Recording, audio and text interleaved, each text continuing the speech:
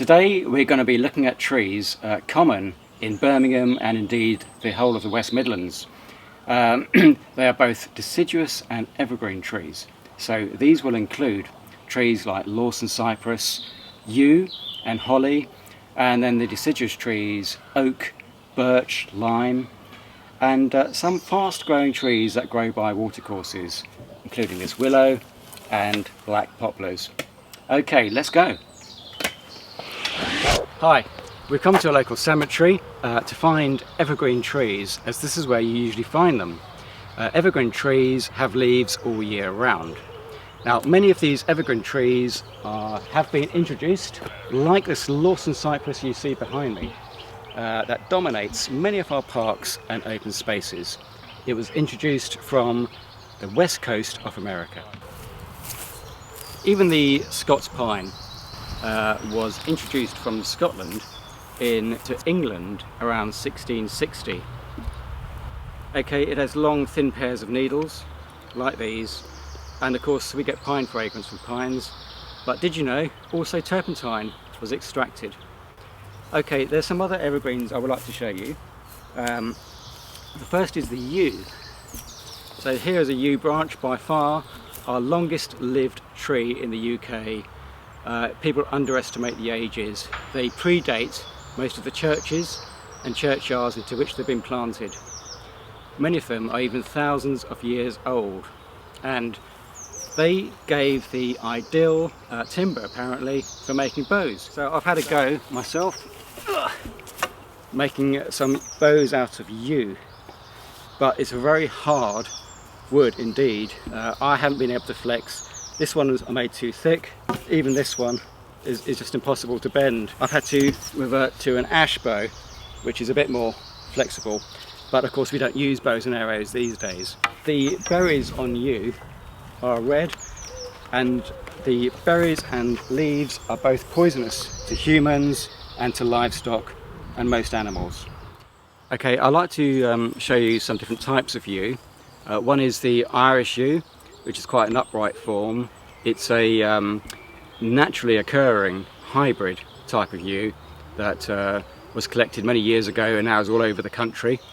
And the other one is, of course, the main one is the common yew, and this can be clipped into all sorts of shapes and sizes.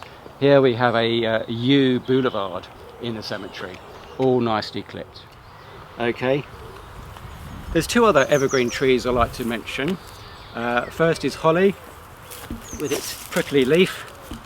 So there's a holly twig there, and the ivy.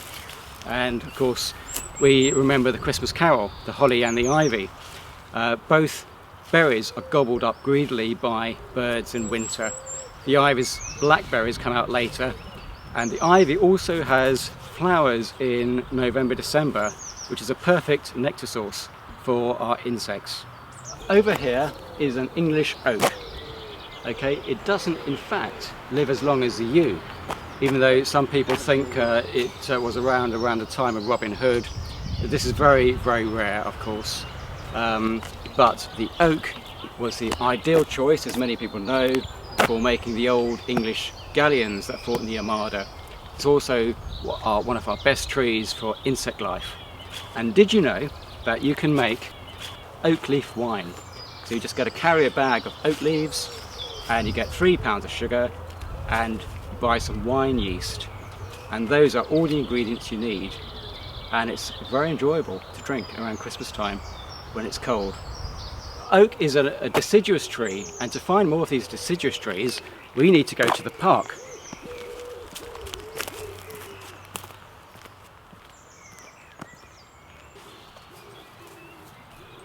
We've come to the park to see more deciduous trees, trees that lose their leaves in winter.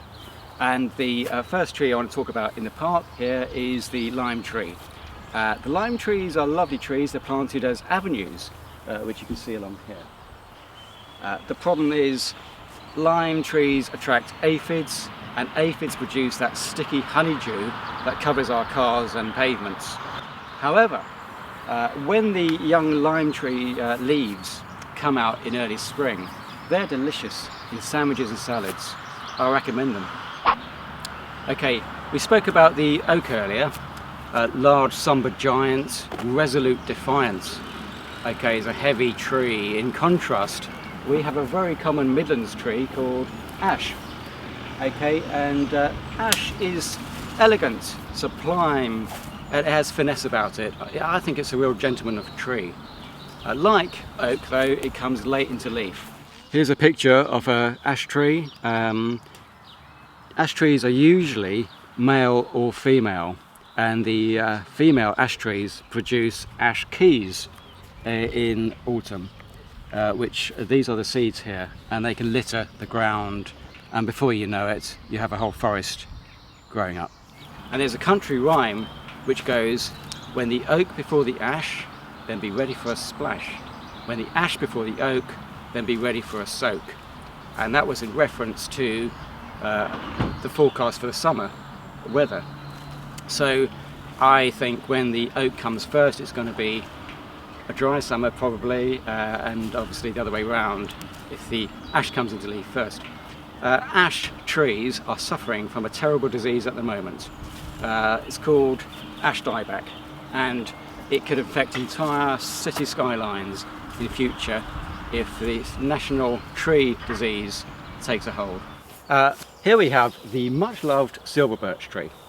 You can see the silver white trunk growing up, and that provides a beautiful contrast in winter against the purpley tinged twigs, and when these leaves grow gold and yellow in autumn.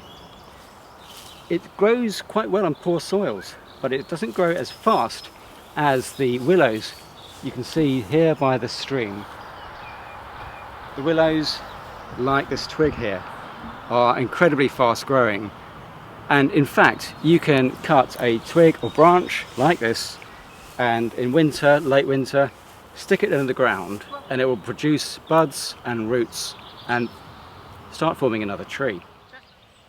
Willows grow as fast as these black poplars.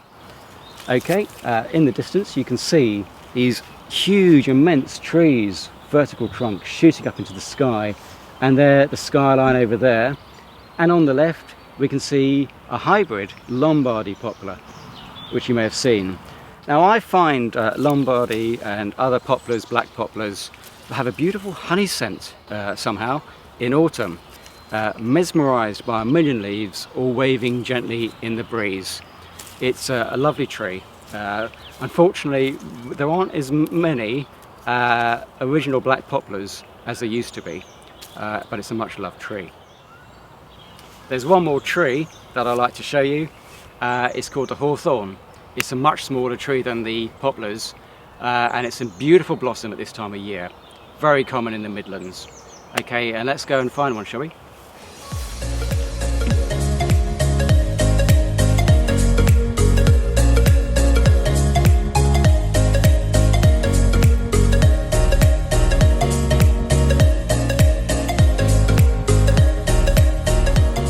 Okay, here we have the hawthorn tree, and its other name is May, and it is in fact the month of May when these flowers come out.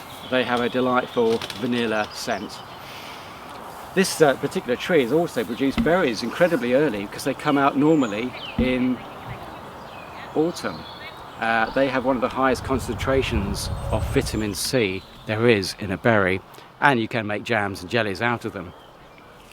The hawthorn tree forms the backbone of hedges throughout the UK and is a very common Midlands tree, and especially in Birmingham. Well, thank you again for watching and learning about our native trees that have been with us for a long time in the UK. Thanks for watching.